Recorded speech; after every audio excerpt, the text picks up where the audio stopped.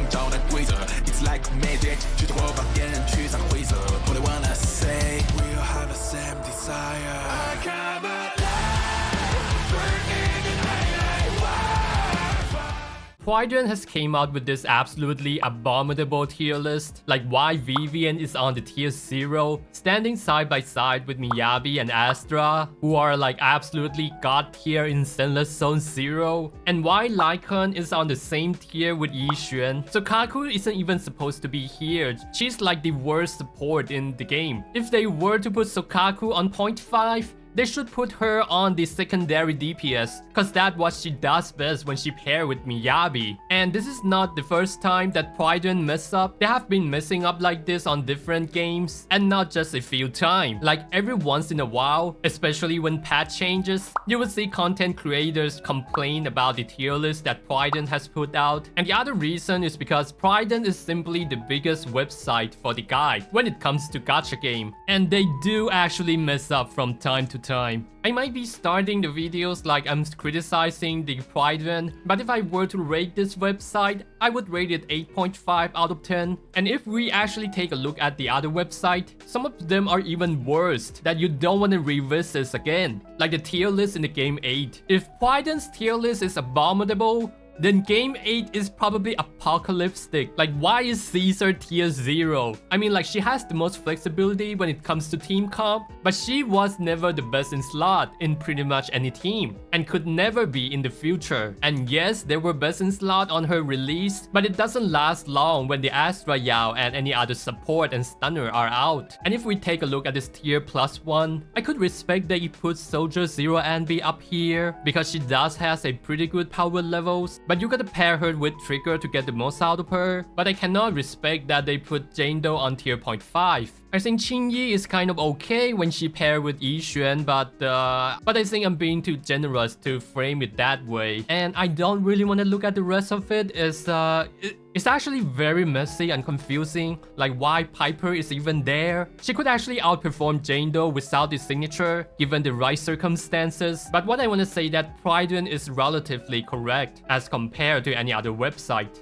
And I think we kind of should get over like how to use Prydwen correctly, because they are actually really good at categorizing stuff, even though they are not like always right. And I think the problem with this tier list is that they're making this tier list out of the categorical perspective. They're not making it out of the player's perspective. Let's say if I'm a new player and I walk into this tier list, I'm gonna think that Vivian is as strong as Miyabi, which is very obvious that is not true for anyone who played the game for a long while. And I think this mistake is made because they want to look professional, but actually makes it harder for player to understand it, especially from a casual player perspective. They should have just merged the stunner and support together, and maybe just have one DPS and maybe no secondary DPS. And I do think that there's no good reason to categorize them into a 4 different categories like this. It just caused a lot of confusion. And the only reason they put Vivian, Lighter, and Trigger there is because they want to fill out the tier 0, but it doesn't represent the power levels of these characters. And I think the reason they put Yixuan down there with the tag expert is because they want to make themselves look professional. They want to look smarter than any other website. Or maybe they just simply has skill issue. I mean like in my books, she already deserved the tier 0 when she could solo the deadly assault all by herself. And people who put out those solo videos ain't even like the top player. I mean like they are pretty good, but they are not like the tops to even solo deadly assault with her. So a big out to this Prydwen tier list. And I think the other problem that they should be fixing immediately is that on the Sokaku's build, she kind of changed her role over the patches. Sometimes she's a DPS, sometimes she's a support, and right now she's a secondary anomaly. But Prydwen haven't updated her build yet, and I think they should be fixing this immediately.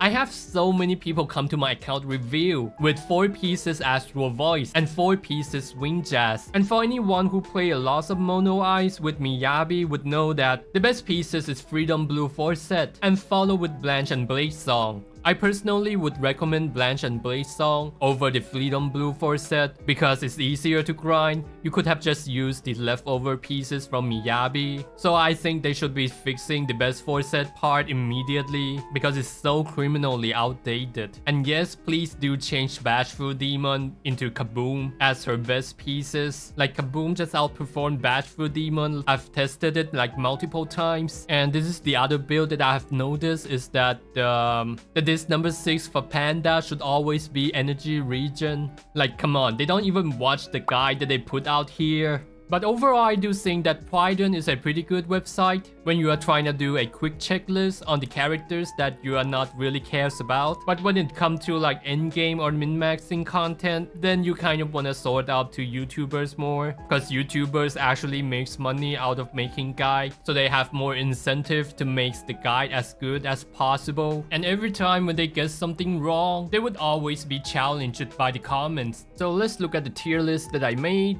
Basically, the top 3 are gonna be pretty simple. Yixuan turns out to be as strong as Miyabi, but her team is gonna be a lot more restrictive, while Miyabi has a lot more flexibilities in terms of team comp, and Astra Yao has the best flexibilities because she's like best in slots for pretty much any team. Well, if you're playing it correctly, 2 A-rank agent with the right circumstances should be able to clear Deadly Assault with Astra. And moving on to S-rank and SS rank, some of the S-rank are actually as powerful as the SS rank, like Anby and Hugo, because their team flexibilities is not that high. Like Hugo is very demanding on his teammate, like he needs Lighter and Lycon at the same time, and that led you to not being able to play Mono Ice with Miyabi or Evelyn Hyper Carry, while Anby's Zero really need Trigger for her to shine. But now let's talk about it in order. Evelyn is the best DPS in the entire game, aside from Miyabi and Yixuan, and that's really it. She could pretty much brute force any content if she's paired with Astra and Lighter being Lighter, even though his kit seems to be pretty niches, but it almost feels like the banner, the Deadly Assault, the Shiyu defense are designing around him. However, the massive amounts of buff and the days that he could dealt makes him the most powerful support stunner at the moment. Vivian definitely has pretty good power levels. She's extremely flexible. She could be paired with pretty much any anomaly, even though she's a little bit trickier to use, but overall she's the best off-field anomaly at the moment. So about Trigger, even though she's a really powerful support, and she also has high flexibilities on team comp just like Astra Yao, but she's not as strong as Astra. And I do think that this kind of universal flexibilities isn't gonna be valuable if this stunner or support is not the absolutely best one, and she will be facing the same issue like Caesar.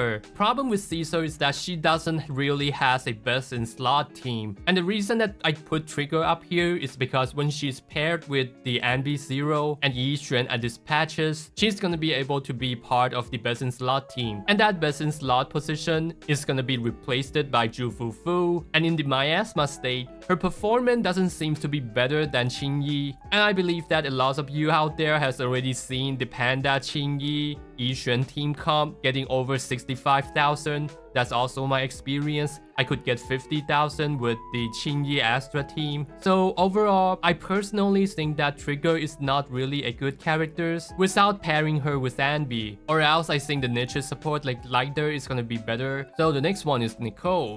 Her crit rate and 40% defense shred makes her pretty much the most universal support in the game, and also the powerful one. Even when you pair Nicole with Yixuan, she still got that 25% Ether damage and 15% crit rate buff. She still performed decently well with her. And next is Yanagi. The reason I put Yanagi here is even though she's a really powerful anomaly, but without the lightning weakness, she's not gonna be as powerful as Evelyn, Hugo, and Anby Zero, because that's like the nature of the anomaly characters. You kind of need lightning weakness to shine. I don't feel a loss of brute force capability from her, and pairing her with Miyabi feels somehow overkilled, but this could be changed in the future meta. Well, let's see it then. We have talks about Hugo, and right now Qingyi is actually pretty good with Yixuan, but that's really it, specifically in the Miasma Shield stage, because when you are using ultimate against the Miasma Shield, you could get the days off while dishing out the ultimate to shred the Miasma Shield. So I think her value is actually getting better when you are putting her in the Miasma state. And next is Caesar. We discussed about that, the jack of all trade types of support. Bernice shares the same role with Vivian, but in fire attribute, she also has a very flexible team comp, and she's also really good with Miyabi, not gonna lie. But there's no bosses with the fire and ice weakness at the same time. I think that's what actually hinders her. Overall, a pretty solid characters, even though she's not like the best. And next is Anby 0. If we talk about the power levels, she should definitely be somewhere in SS, but her team is just so restrictive. And maybe that could change when Orpheus is out, which I anticipate that Orpheus might have some kind of support capability that would make Anby shine. But right now, we will just put her here.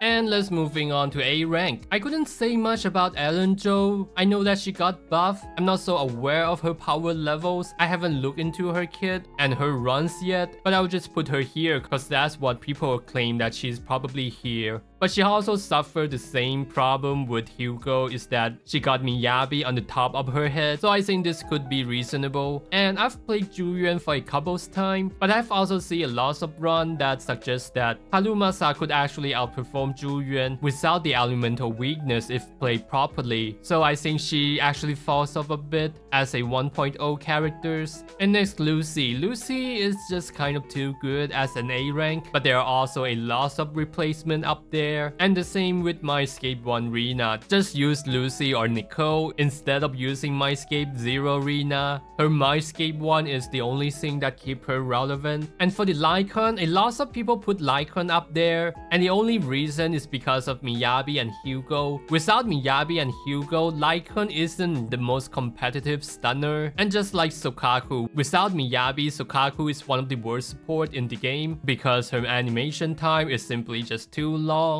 Harumasa. Even though there's a lot of crazy Harumasa videos out there, but you gotta know that he's the hardest characters in the entire game. When I play any other characters, I would feel like I play 80% right, but whenever I play Harumasa, I feel like I am making mistake pretty much all the time. And I only got 40-50% right. I could notice my mistake pretty much all the time when I'm playing Harumasa throughout the rotation. And that's exactly why he has so much potential in terms of a DPS. But don't get me wrong, even if you're playing him optimally, he's just as good as its rank. Jane Doe actually suffered a lot from a bad stage design, like both Shiyu defense and the deadly assault. I haven't seen any physical weakness for the longest time. And anomaly characters really need attribute weakness for them to shine. Hyper is actually surprisingly good when you are playing her as a DPS or a secondary anomaly for the Miyabi. I think she's actually very solid as an A rank. And as for the pandas, he's only exclusive to the Yixuan and absolutely useless for pretty much any other teammate. And the rest are gonna be looking like this. Soldier 11 is definitely usable, Koleida usable. She got a little bit better with the miasma shield. I think game dev did a huge disservice to Palkra because she's not even better than Lucy when she's in the follow-up attacks team. And I'm not gonna get into the rest of the characters, but in my opinion they are looking like this. So yeah, this is overall my takes on the tier list, and that's pretty much it. See ya guys.